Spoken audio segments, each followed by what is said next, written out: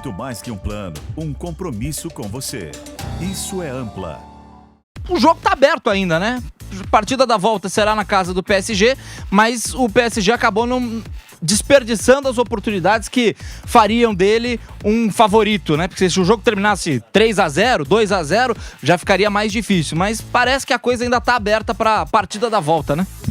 Esse jogo tem alguns... Você pode olhar o copo meio cheio do ponto de vista do time francês, que é vencemos fora de casa. Agora o copo meio vazio perdemos a oportunidade de vencer por um placar maior, porque embora o Arsenal tenha tido oportunidades, o PSG teve chances mais claras, teve momentos de domínio mais amplo durante o jogo, poderia ter feito um placar ainda maior. É claro que houve ali as duas chances que o Donnarumma conseguiu segurar, né? Uma no primeiro tempo com o Martinelli, outra no segundo tempo também, que ele conseguiu fazer uma grande defesa, mas no conjunto da obra o Paris Saint-Germain esteve mais em condições melhores para marcar, teve mais controle do jogo no primeiro tempo, poderia ter vencido por um placar maior. O 1-0 deixa tudo em aberto, é claro que o PSG terá uma vantagem muito grande, joga em casa com a sua torcida, né?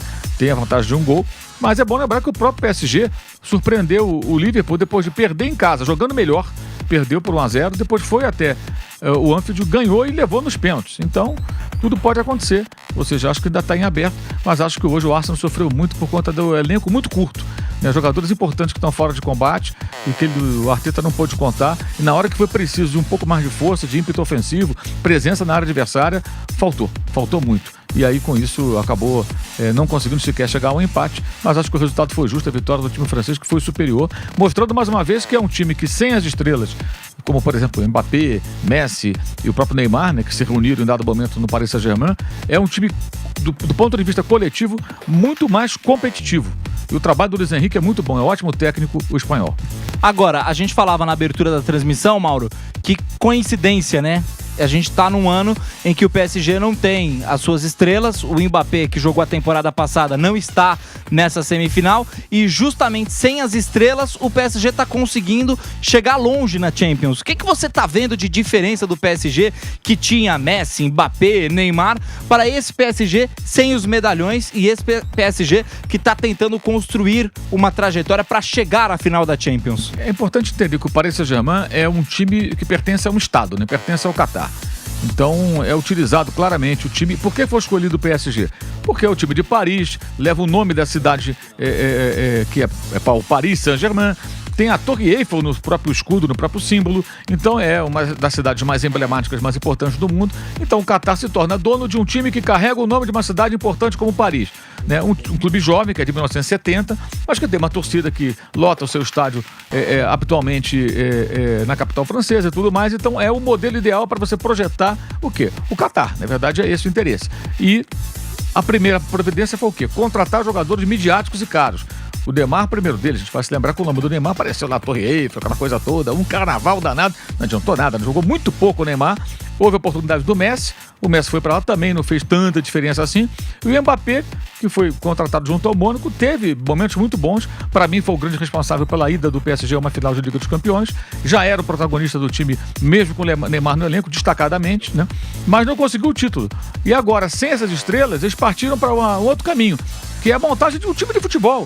Independentemente de ter grandes nomes, assim, tem grandes nomes, né? Mas de ter estrelas. Se pega o caso do Dembélé, que foi vendido por acho que 125 milhões de euros na época que foi contratado pelo Barcelona, e foi contratado por valor aproximadamente a metade pelo Paris Saint-Germain, e ele se recuperou, o jogador teve muitas lesões, fez hoje o gol da vitória. Então o Luiz Henrique foi construindo um time e contratou um técnico, eu considero muito bom técnico. Com a seleção da Espanha ele não foi feliz, né? Começou muito bem a Copa do Mundo, acabou sendo precocemente eliminado, mas é um técnico competente, até campeão da Champions com o Barcelona, né? Um cara que sabe trabalhar suas equipes e ele está mostrando isso. Montou um time de futebol. Finalmente o PSG tem um time e não um grupo de jogadores famosos, algumas estrelas de primeira grandeza, mas que coletivamente não funcionavam tão bem. Acho que isso explica geralmente, claramente o que está acontecendo. Finalmente, a própria contratação do Kvaratskhelia foi uma contratação do jogador que não é tão midiático, mas é um jogador decisivo, né? Um jogador importante, né? E participou decisivamente porque fez a jogada do gol único da partida. você acha que então o PSG finalmente demonstra que está pronto para ganhar um título da Champions? Porque a gente sabe que no projeto deles é o grande sonho, né? Foi para isso que eles montaram um time com tanta estrela. Mas isso é muito comum, né? Você vê o que acontece aqui no âmbito brasileiro com o Cruzeiro. O Cruzeiro tem um dono, um milionário, que resolveu, vou montar um time de futebol. Ao invés de buscar contratar jogadores que montassem uma equipe, contratar o quê? Vários medalhões do futebol brasileiro. E não está dando certo. Aí começa a funcionar quando o quê? Quando o técnico chega, um novo técnico, começa a montar uma equipe com jogadores que podem dar mais retorno técnico, né? E é mais ou menos o que aconteceu por linhas tortas também com a equipe do PSG. Hoje é um time coletivamente muito mais eficaz. As contratações são feitas em função de necessidades do elenco, né? E com isso você vê o resultado acontecer. O que ele está acontecendo até agora não é pouco. E hoje, é importante frisar, é uma vitória por 1-0 sobre um Arsenal que fez 3-0 do Real Madrid jogando nesse estádio. Ou seja, o Arsenal mostrou essa capacidade. O Arsenal teve a terceira melhor campanha na fase de classificação da Champions. O PSG foi apenas o 15º, correu o risco até de ficar fora, mas cresceu na competição. E mostra também esse mata-mata que é muito pouco relevante ter boa campanha desse novo modelo da Liga dos Campeões, ter boa campanha, ser primeiro, segundo, terceiro. Primeiro porque não é isso que determina o mando de campo no jogo de volta, né? O Arsenal tem a campanha melhor, mas o jogo de volta vai ser no campo do PSG. E porque você pode crescer na competição, se recuperar tranquilamente e brigar pelo título. É o que o PSG está fazendo, está muito perto de disputar mais uma vez uma final contra a Inter de Milão ou contra a Barcelona, que vão se enfrentar amanhã na sua primeira partida. PSG que vem se provando nessa temporada, a gente vem falando, né? O PSG low profile, Mauro César falou, o PSG se preocupou em formar um time de futebol, não uma constelação de craques, e agora vem colhendo os resultados, tem a vantagem nessa semifinal da Liga dos Campeões, pode, quem sabe, chegar à segunda decisão da sua história. Quem tá aqui com a gente também, Raí Monteiro, muito boa noite para você, Raí. O que você viu de interessante nessa partida? Resultado importante, ida Emirates Stadium, o Arsenal perdeu em casa, o PSG sai com um grande resultado, 1-0. Tudo bem, Boni? Boa tarde, um abraço para você, pro Gui, para todos que nos acompanham por aqui na Jovem Pan, e mais essa conversa aqui, esse bate-papo, né, de pós-jogo com a vitória do PSG na primeira perna da semifinal da UEFA Champions League. Um jogo muito bom, né? Eu acho que esse é um primeiro ponto, um jogo muito bom em linhas gerais, primeiro tempo com um domínio muito grande do PSG, como era mais ou menos imaginado. O PSG tem essa característica marcante, ele domina os seus adversários, independentemente do ambiente onde seja o jogo, e a gente pode pegar outras partidas dessa Champions como exemplo. O jogo contra o Liverpool, né? Eu acho que ilustra um pouco isso. Foi um jogo em que o PSG dominou completamente o seu adversário, e era um adversário muito forte, jogando na sua casa, né? Então ele perde a ida em Paris, onde ele é muito melhor, e o Alisson faz uma partida espetacular. Na volta ele domina de novo o Liverpool jogando em Anfield e consegue a classificação. Então, independentemente do ambiente, o PSG é um time que domina os seus adversários. Isso já era um pouco imaginado e acabou acontecendo desde o início. Um time que tem uma pressão muito grande, faz um trabalho de pressão muito grande na saída do adversário. Então, é muito difícil sair jogando contra esse PSG.